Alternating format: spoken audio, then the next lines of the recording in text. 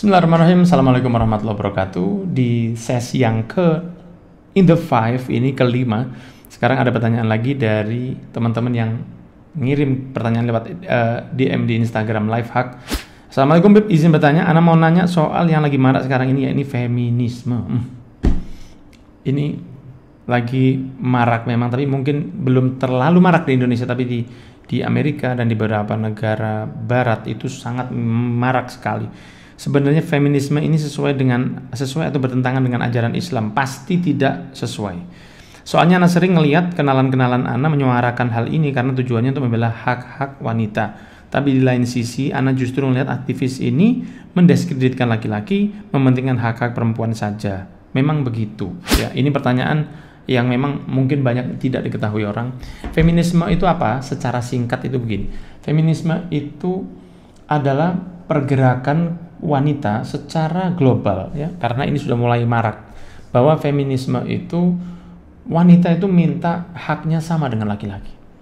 Jangan jadikan kita itu berbeda dengan laki-laki, jadikan kita sama, ya. Dan hal ini banyak memicu masalah besar di dunia. Banyak kita tahu protes-protesnya dengan cara-cara yang sangat tidak elegan, ya. Di luar lebih banyak seperti itu. Mereka minta hak-hak yang sama, tapi sedangkan Allah menciptakan kita itu berbeda. Saya rasa nggak ada kalau dibalik laki-laki yang minta hak yang sama seperti perempuan. Contohnya, nggak ada laki-laki yang minta hak supaya bisa hamil seperti perempuan, atau laki-laki yang ingin supaya bisa berhijab seperti perempuan, atau laki-laki yang ingin melakukan satu perbuatan seperti perempuan, yang iri kepada perempuan. Ketahuilah bahwa Allah itu menciptakan segala sesuatunya itu sudah dengan yang terbaik. Allah Subhanahu wa taala mengatakan ar-rijalu qawwamuna 'alan nisa. Laki-laki itu lebih di atas perempuan. Itu sudah dari Allah Subhanahu wa taala. Sehingga contohnya laki-laki itu lebih dominan dari laki-laki. Contohnya apa? Contohnya seperti ini. Laki-laki itu yang diperintahkan oleh Allah untuk bekerja, untuk mencari nafkah. Contohnya kalau kita tahu dalam sebuah rumah tangga, perempuan itu lebih dijadikan seorang ratu oleh suaminya di dalam Islam daripada di dalam dunia Barat. Kita ketahui bahwa seorang ratu itu dia nggak akan sering-sering keluar dari istananya. Dia nggak gampang-gampang dilihat oleh orang. Dia nggak gampang untuk berbicara dengan orang lain. Dia cukup di rumah, biar yang kerja itu yang laki-laki. Semua haknya dipenuhi oleh laki-laki. Itu yang diajarkan oleh Islam.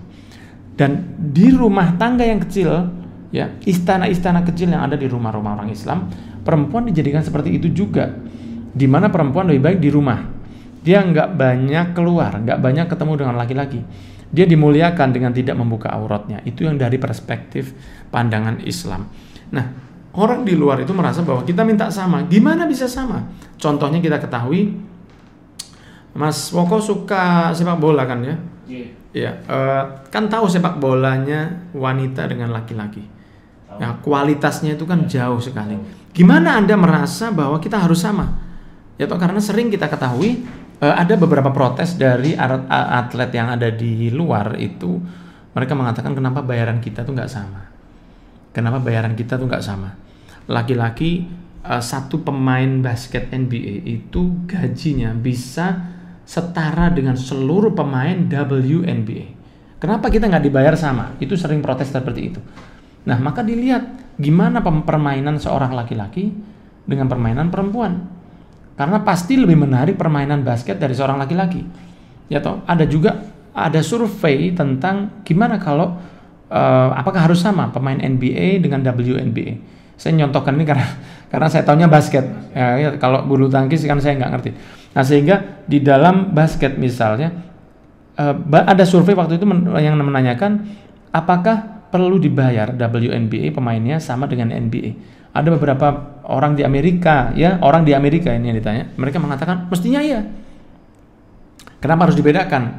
Mestinya itu ada hak-hak laki-laki, hak-hak perempuan yang sama didapati oleh laki-laki. Kemudian si penanya tadi tanya, oke, sebutkan satu aja pemain WNBA yang kamu tahu. Ternyata semua perempuan itu nggak ada yang jawab siapapun, tidak satupun nama pemain WNBA yang mereka kenal. Tapi ketika ditanya pemain NBA, mereka tahu. Nah, ini menunjukkan bahwa mereka sendiri nggak tertarik dengan WNBA. Nah, begitu beranjang ada beberapa waktu lagi, ada pertanyaan lagi. Kita nggak pengen gaji yang sama, kita cuman pengen hak yang sama dalam pembagian seperti rating televisi, rating di iklan, endorse yang diterima pemain NBA. Kita pengen yang sama untuk kita. Baru dijawab lagi bahwa sebenarnya selama ini di WNBA itu Amerika lebih sering rugi untuk menutup kerugian karena jarangnya penonton yang datang, karena jarangnya iklan yang datang. Maka pemerintah Amerika sendiri sering nomboki kebutuhan yang ada di WNBA supaya liganya tetap berjalan. Nah, dari hal ini ada yang menyuarakan mestinya harus sama. Nah, ini contoh-contoh feminisme. Kenapa perempuan nggak boleh di jalan pakai baju yang terbuka seperti laki-laki? Kenapa? Padahal sebenarnya di dalam kehidupan yang normal banyak yang boleh dilakukan laki-laki, itu juga boleh dilakukan perempuan. Yaitu contohnya seseorang laki-laki boleh bekerja, perempuan juga boleh bekerja. Bahkan banyak orang yang sukses, wanita yang sukses daripada seorang laki-laki. Ini kalau dilihat dari sifat dari urusan duniawi. Nah, sehingga adanya feminisme ini adalah satu cara dari iblis yang menyuarakan, membisikkan suara-suaranya kepada orang-orang untuk merasa bahwa wanita itu harus sama, karena itu akan menghilangkan kodrat mereka yang tertarik punya anak jadi nggak tertarik punya anak, yang tertarik jadi ibu dia nggak tertarik jadi ibu. Kalau dia sudah punya anak, dia akan lebih mementingkan karirnya, sehingga akan banyak lahir anak-anak yang tidak terdidik dengan baik. Semakin banyak anak-anak yang akan kurang ajar dengan orang tuanya, anak-anak yang akan melakukan hal-hal yang buruk di dunia ini, dan itu membuat iblis semakin senang karena Allah Subhanahu wa taala sudah mengatakan dalam Al-Qur'an, alam ahad ya bani adam la ta'budu syaitan innahu lakum aduwwum mubin. Wahai, sudah saya angkat sumpah kepada kalian wahai anak Adam, jangan pernah ngikutin setan, jangan pernah menyembah setan. Menyembah dalam hal ini maksudnya adalah mengikuti langkah-langkah yang jadi jebakan setan. Sehingga feminisme apakah ada di dalam Islam? Gak ada yang seperti itu. Islam mengangkat derajat martabat wanita, dihormatin luar biasa. Bahkan mereka bisa beribadah dengan baik, mereka juga bisa menjadi guru pengajar agama yang baik, mereka bisa menjadi istri yang solihah. Bahkan di dalam Islam wanita itu diangkat lebih dari beberapa laki-laki. Diantaranya siapa punya anak perempuan 3, menurut hadis At-Tabrani Rasulullah mengatakan mereka dirawat dengan baik, diajarkan agama, maka Allah akan memasukkan orang tuanya berkat sayangnya ke anak 3 tadi. Satu pertanyaan dari sahabat, ya Rasulullah kalau punya anak 2 dirawat baik, apa orang tuanya akan masuk surga gara-gara sayangnya? Rasulullah mengatakan ya udah 2 nggak ada masalah. Kalau ada lagi 1, ya Rasulullah anak saya perempuan 1, saya didik dengan baik ya Rasulullah, saya akan beri dia makanan yang halal, saya akan ajarkan agama padanya. Apa kira-kira saya akan masuk surga karena sayang saya kepadanya? Rasulullah mengatakan wal wahidah wasal itu ada nggak masalah. Ini menawar surga ini Mas Moko. Ini menawar surga, tapi itulah Rasulullah SAW menganjurkan kita untuk sayang ke anak wanita. Dari Islam juga mengangkat derajat, karena saat Rasulullah belum dilahirkan itu ada yang dikatakan oleh Allah wa idzal mau'udatu su'ilat bi ayyidan bin qutilat. Ketika anak-anak perempuan yang dikubur dari orang-orang Arab jahiliyah dulu, karena mereka takut kalau besar akan ada perzinahan dari anak-anak itu, sehingga mereka takut anaknya kalau gede jadi pezina, maka dibunuh aja masih kecil, bukan karena takut miskin. Tapi apakah sama ketika Rasul datang semua dirubah, bahwa siapa yang datang dari pasar kata Rasul kemudian dia membawa mainan untuk anaknya, membahagiakan anak perempuannya, maka Allah akan memberi rahmat padanya. Dan masih banyak lagi, sampai ada hadis al jannatu tahta aqdamil ummahat, surga itu ada di bawah telapak kaki ibu. Sampai seperti itu Rasul mengangkat derajat wanita, sehingga semuanya sudah diatur oleh Allah. Kita sebagai muslim dijalani yang terbaik, belajar Islam lebih dalam lagi. Jangan pernah tertarik dengan apa yang dikatakan oleh orang-orang barat. Dari dulu mereka membuat satu bahan-bahan untuk dibuat bingung di dunia ini.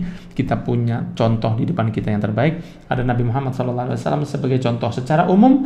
Ada Siti Fatimah putri Rasul yang menjadi contoh sebagai wanita yang calon penghuni surga. Kita punya contoh-contoh yang terbaik.